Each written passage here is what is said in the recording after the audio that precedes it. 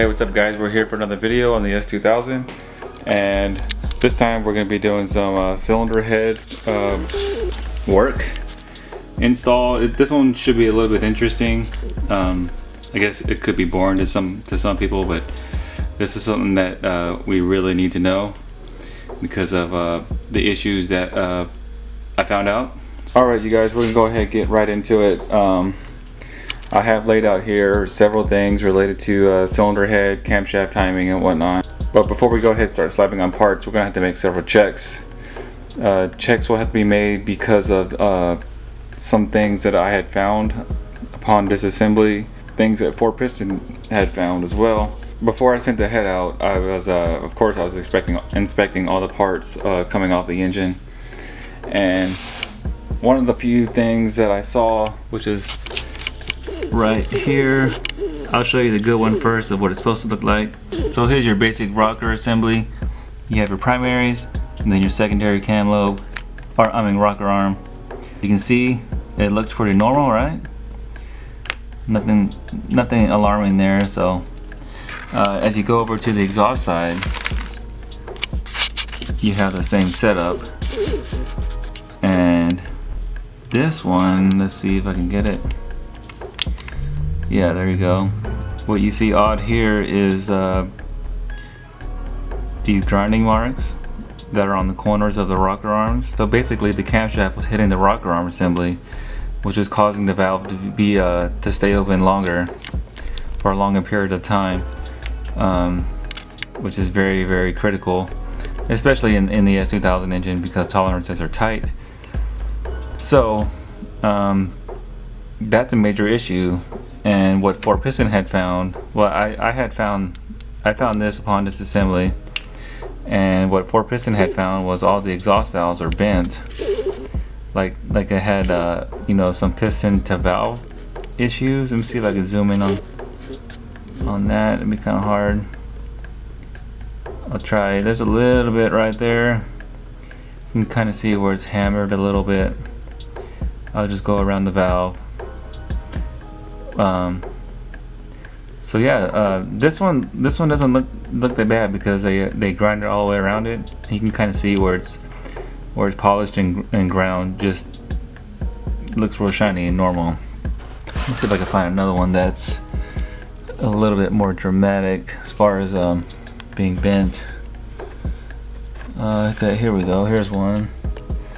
So here's another valve, and not all of them have the piston to valve issue, but all of them, or most of them, are bent, like this one you see here. So this thing basically spins around while they have a grinder that grinds on the valve face area. And I'm no machinist here, so I could be using the wrong terminology, but to the best of my knowledge, that's what it is. So you can see that darker spot is basically where the grinder, where it was not being machined. So yeah, this valve is no good. So I guess they all have some degree of bending on them, which is basically, you can't have that at all. So I had to get new exhaust valves. So in order to eliminate this issue, we're gonna have to do a few things. And one of the things is cam gears. And I purchased the Skunk 2 cam gears. I've only found a couple of manufacturers that actually build these. Here are the Skunk 2 ones, but it does have some adjustability to it. There's the marks right there, right on top. So we're gonna be putting these in, or these on the camshafts, removing the OEM cam gears, which are not adjustable. I also bought the K-Series cam degree kit. So this is what's going to be telling us how much valve clearance we have. We're going to have to install these lightweight springs in place of the actual valve springs on the head. That way we can push open and close the valve itself when we rotate the engine. So I do have a degree wheel, and most of this stuff is from my old B-Series.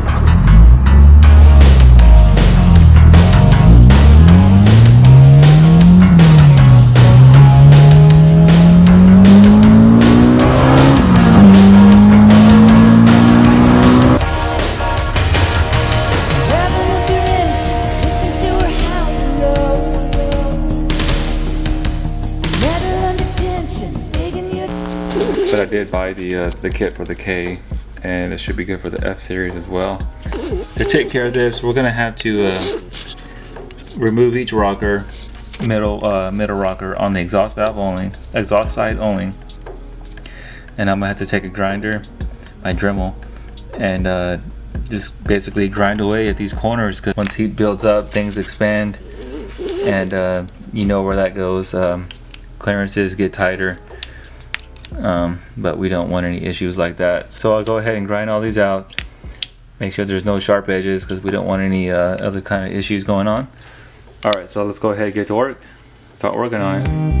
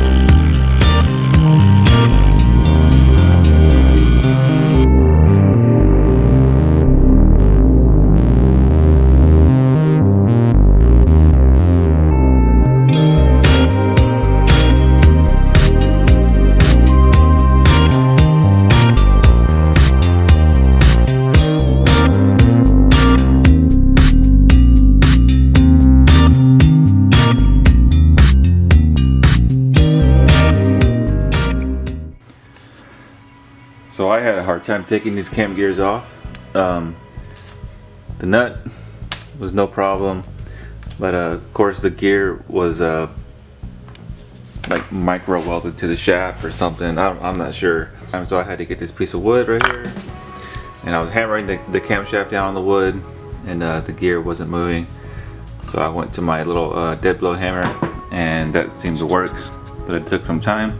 And the key is fine, so everything should be okay now to go ahead and go back on with the new Stunt 2 cam gears I showed you earlier. So I'll go ahead and put these on, and oh yeah, one of the nuts of the cams did mess up, so I'm not going to be able to I guess bolt the cam gear on, which is okay because we're just checking clearances. So if I can get the cam gear on and stay on without the nut for now, which I think I should, I'll go ahead and check clearances like that if it doesn't seem like it's too loose or whatever, you know. But anyway, we'll go ahead and go forward, and we'll put the cam gears on the camshaft and continue on.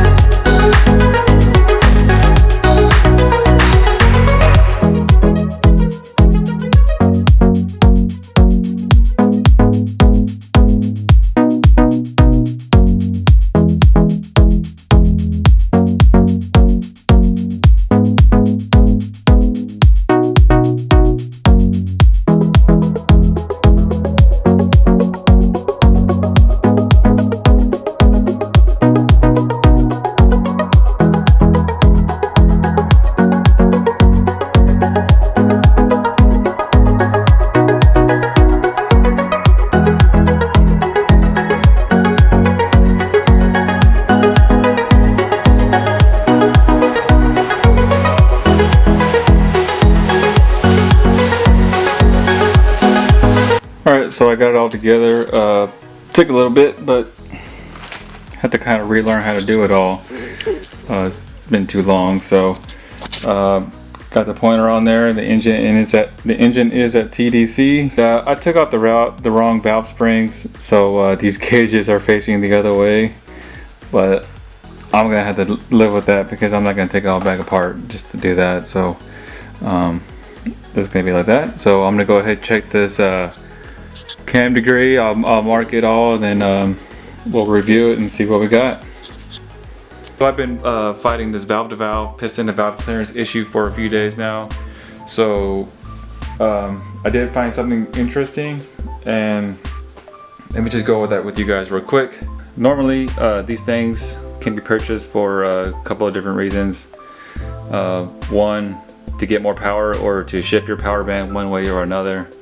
Or two, which is in my case, to be able to squeeze the cams to fit into the engine. So what I found here was that with the cams lined up as straight up, which is 0, 0, you might not be able to see the mark. Checked my clearances, and I was too tight pretty much everywhere. So I advanced the cams, retarded the cams, did anything and everything just to see what I can do. I was actually having a valve to valve issue, which you guys already know. Pulled the head off, put it on, pulled the head off several times. I didn't record any of that because it's pretty boring. And I was trying to figure out why my cam specs were not matching the advertised cam specs. Do I still have more duration as advertised on this cam? The lift is spot on, and on this cam the lift is about 2 or 3 thousandths under advertised, and the duration is spot on. But what I was finding was the duration at the seat lip on the valve was way off. So, and I couldn't figure it out. I did some formulas and stuff like that on sheets of paper, and I was just trying to figure out what was going on, if maybe I was doing something wrong, but that wasn't the case. So I just randomly thought one night, what if my cams were still hitting the rocker arm? Because some of you may know that you have to grind the rocker arms on the exhaust if you have aftermarket camshafts or real aggressive camshafts. I took it all back apart, and I looked at the rocker arms, and I went ahead and ground them some more. Probably can't see it. Yeah, you're not gonna be able to see it without taking the rocker arms out. There's not much to see there, but I did grind quite a bit more off of this time around. And then I checked it again, and I had completely different readings. My valve to valve, and I mean my piston to valve, and yeah, valve to valve, but they were actually acceptable at this point. So me, I was being a little ambitious. I advanced the intake cam on this cam gear. I had like +5 or something like that. Long story short, I was able to go all the way back to 0 on this intake cam, and I kept this one at a 3 or 2, and I was slowly going up in increments of 1 degree just to clear my valve to valve.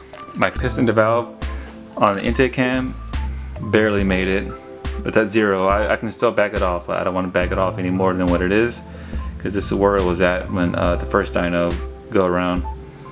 And exhaust cam, it was still well, like I said, if you think about it, if it was still hitting the rocker arm, that would basically be retarding the cam, because the valve was still open, so it had quite a bit of overlap, and I was risking valve to valve contact. I did actually have valve to valve contact at some point, and it was probably whenever the exhaust or the ignition timing was off.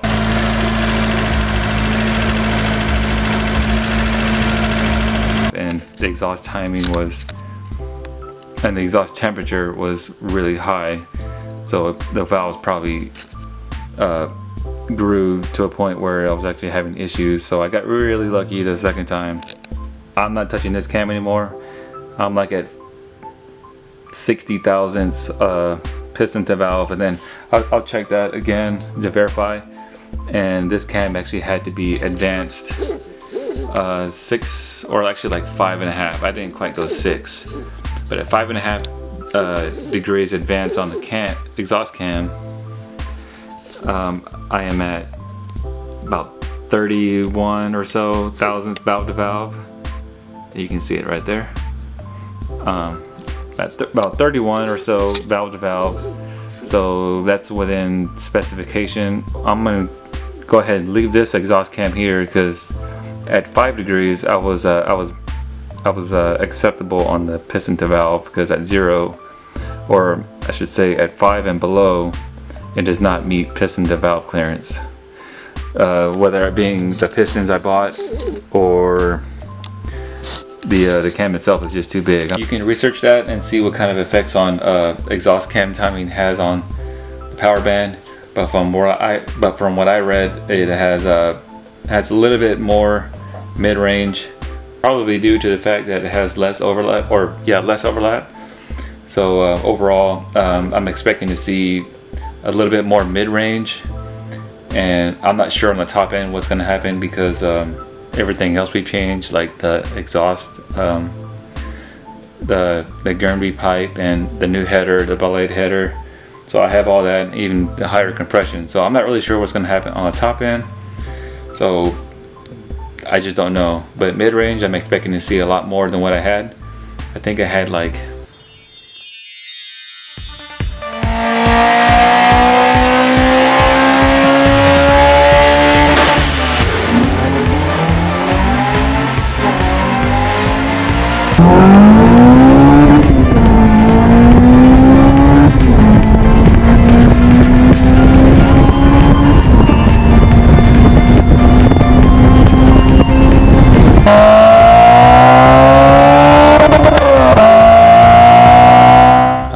155, maybe around there, something like that, foot-pounds of torque. Max, I don't remember where at on the RPM range, but it was pretty flat.